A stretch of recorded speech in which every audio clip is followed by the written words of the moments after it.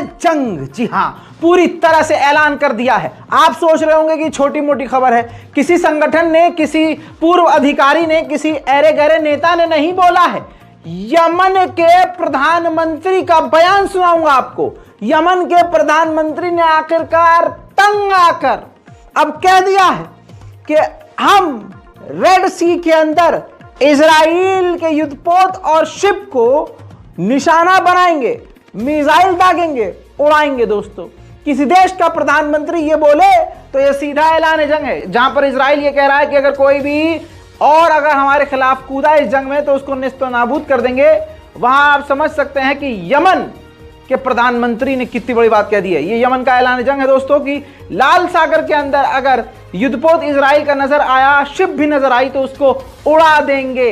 Yemen के प्रधानमंत्री का तहलका मचा देने वाला ये है वो इंटरव्यू जिसमें धमकी दे रहे हैं।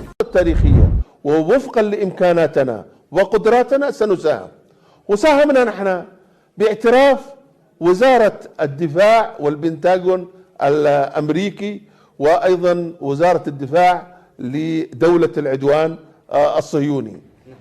ساهمنا بما استطعنا أن نساهم به، ولا زلنا في هذا الطريق.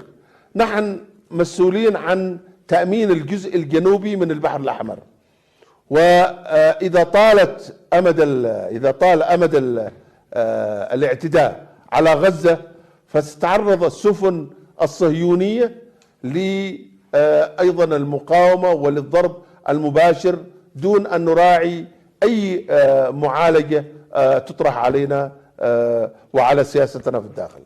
لا الأمريكان كانوا واضحين، قالوا أننا اعترضنا صواريخ ومسيرات كانت متجهة نحو الأرض المحتلة، يعني متجهة إلى أسدود وإلى كل هذه المناطق، وأسقطوا جزء منها وجزء वहीं मेरे दोस्तों अब इसके बाद क्लियर है। अब आप समझ गए होंगे कि यमन के जो लड़ाके हैं अभी 4 दिन पहले तक इजराइल पर मिसाइल दाग रहे थे और अब भी बीच बीच में मिसाइलें और ड्रोन दाग रहे हैं। ऐसी खबरें वहां से आ रही हैं। दूसरी तरफ इस रिपोर्ट में, इस ब्रेकिंग न्यूज में आपको एक और बड़ी जानकारी दूं, बहुत सारी फर्जी न्यूज भी चल रही है। थोड़ा आपको बचकर रहना होगा। किसी खबरों को आगे बताने से पहले हम उसको वेरीफाई करते हैं। इस वजह से हम थोड़ा डिले कर देते हैं कि हाँ कंफर्म होना चाहिए। कभी ऐसा ना हो कि हम बोल दें ये बात और बाद में पलटना पड़ जाए कि नहीं भाई सॉरी गलती हो गई है, हम ऐसा बता रहे थे लेकिन वो ऐसी बात निकली है।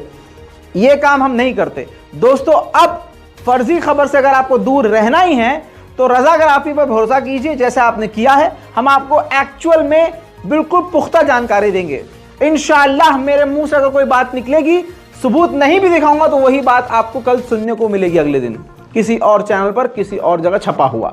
इतना हम डिटेल में काम कर रहे हैं। सुनिए बड़ी खबर क्या है। गाजा के अंदर इजराइल की सेना घुसी। जी हां, सबसे बड़ी खबर, टैंक लेकर और कई बिल्डोजर लेकर, लेकिन अल कस्साम ब्रिगेड ने उन पर हमला कर दिया, जमीनी हमला करा।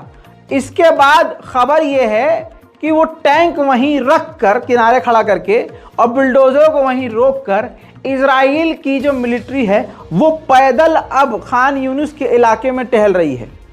बताना चाहूंगा कि इजराइल ने बड़ी चालाकी से आधिकारिक तौर पर इसको नहीं माना है कि उसकी सेना गाजा में घुस रही है या घुस चुकी है, लेकिन हम अगर फिलिस्तीन अथॉरिटी की बात पर ध्यान दें, अल कस्साम ब्रिगेड के बात पर ध्यान दें, तो पता यह चल रहा है फिलिस्तीनियों की तरफ से कि खान यूनिस के इलाके में इजराइल घुस चुका है और ज़्यादा सैनिक नहीं है, कुछ सैनिक हैं जो खाली इलाकों में टहल रही हैं।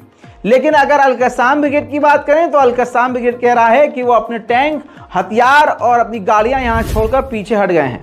इसी के ठीक बाद इजराइल का एक और बयान बता दूं आपको। इजराइल की गवर्नमेंट ने साफ तौर से कहा है कि हम गजा के अंदर इसलिए नहीं घुस रहे हैं ताकि क्योंकि दुनिया का हम पर प्रेशर है और हम खुद चाहते हैं कि डिप्लोमेटिक तरीके से बैठकर बातचीत हो जाए, हमारे यहूदी कैदियों को गाजा छोड़ दे। उधर फिलिस्तीन अथॉरिटी के प्रधानमंत्री ने कहा है कि पूरी दुनिया की जो इंटरनेशनल कम्युनिटी है वो इजराइल पर प्रेशर बनाए और गाजा पर हो रहे हमलों को रुकवा दे। पूरी दुनिया का सबसे बड़ा क्रिमिनल अगर कोई है तो इजराइल है। लेकिन कमाल की बात यह है कि भारत की सड़ी हुई जो सुअरों की झुंडी है वो पूरी तरह से इजराइल के सपोर्ट में है। अब यूएन का ये स्टेटमेंट फुल स्क्रीन पर लगा रहा हूं ताकि उनके मुंह पर आप लोग थूक सकें जो इजराइल के साथ खड़े हैं।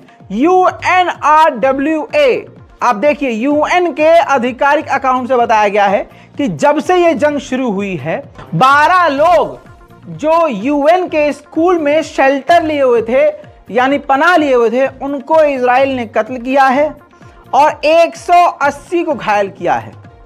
इसके अलावा 29 स्टाफ UNRWA यानी ह्यूमन राइट के 29 स्टाफ के लोग भी इजराइल ने खत्म कर दिए हैं।